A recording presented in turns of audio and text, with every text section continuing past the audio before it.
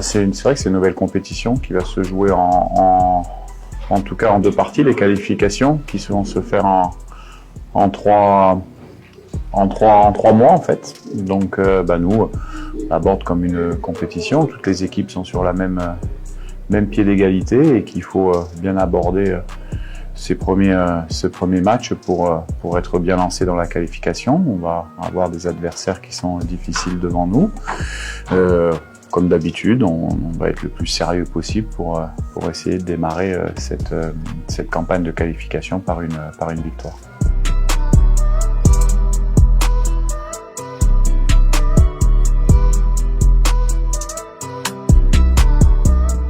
Non, on revient jamais à la case départ. On a fait du travail depuis 2 ans, donc on a progressé. Après, non, je pense pas qu'on soit favori.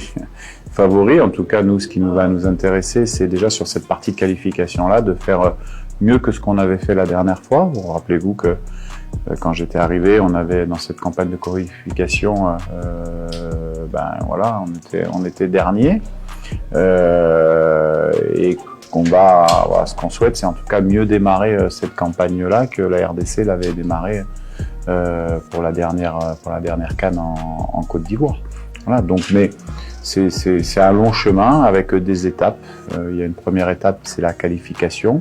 Il n'y a que 2 qualifiés sur 4 équipes, tout le monde le sait, donc à nous d'être le plus performant possible sur ces 6 matchs, et notamment sur les 2 matchs de ce mois-ci.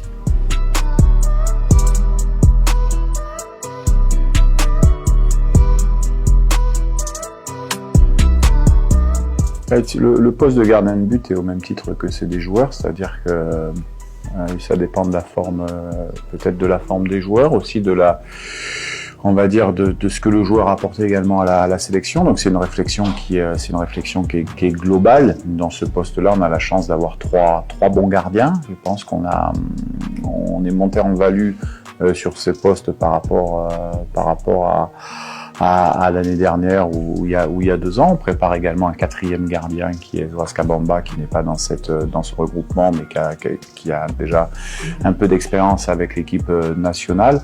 Donc le choix sera fait avant le match, bien entendu, et vous le saurez. Mais tous les joueurs savent que en sélection de la RDC, les places sont chères dans les 23, et puis également sur le 11. Mais on a la chance d'avoir des joueurs qui sont extrêmement professionnels et motivés. Et leur principe à eux, c'est d'apporter ce qu'ils doivent apporter pour la sélection, qui joue pas, qui soit remplaçant, c'est un état d'esprit. Donc il y aura un gardien qui sera aligné contre la Guinée, qui sera peut-être pas le même que contre l'Éthiopie, qui sera peut-être pas le même après contre la Tanzanie.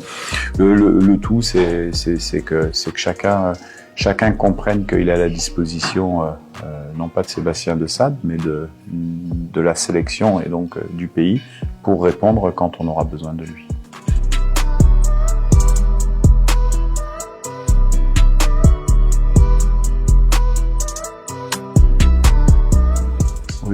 Nous, on accompagne simplement les joueurs.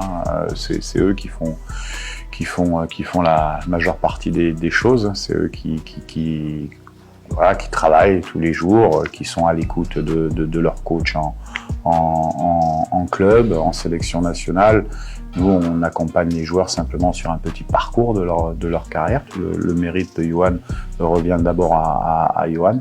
Et puis, Yohan, il s'est installé comme quelqu'un d'important sur le terrain. Il a des stats qui sont assez intéressantes, qui commencent à être intéressantes en sélection et également en club, puisqu'il fait un bon début de saison. Mais pour moi, c'est pas une surprise. C'est quelqu'un qui aime venir en sélection, qui travaille, qui est un exemple pour les autres joueurs et puis qui est toujours positif.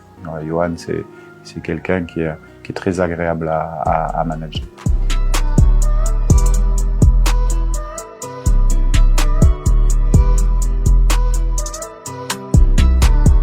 Oui, on a l'habitude, c'est pratique même des sélections. On récupère des joueurs on aura 3-4 séances, on essaye de bonifier. On a la chance qu'on est dans une forme de continuité aussi en termes d'effectifs, même s'il y a quelques nouveaux joueurs, il y a 2 nouveaux joueurs qui vont faire leur première sélection avec nous, mais le gros du noyau est là, donc on est dans une forme on va dire de continuité tactique au niveau des principes de jeu, au niveau de ce qu'on leur demande. Ils savent et c'est beaucoup plus simple comme ça.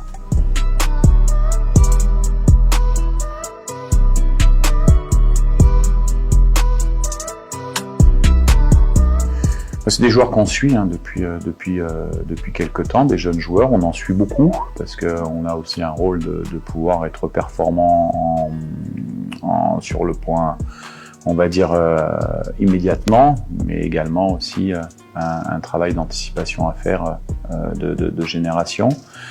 C'est des joueurs qu'on suit, qu'on est allé voir, qu'on a rencontrés pour valider aussi l'état d'esprit, parce que ce qui est important pour venir en sélection, d'abord, des joueurs fantastiques, il y en a beaucoup. En RDC, il y en a beaucoup. Et ce qui va nous importer, nous, c'est d'abord comprendre l'état d'esprit qu'il faut pour venir en sélection, comment il faut se mettre à disposition de l'équipe, de la nation, pour relever des challenges qui sont difficiles. Ces joueurs-là, on commence à montrer des bonnes choses, on a envie de les voir également nous dans nos séances d'entraînement, peut-être avec un peu de temps de jeu pour pouvoir les évaluer un peu plus en profondeur, mais je pense que c'est des joueurs qui peuvent apporter assez rapidement ou à court terme en tout cas une plus-value, un point positif pour l'équipe, c'est pour ça qu'ils sont là.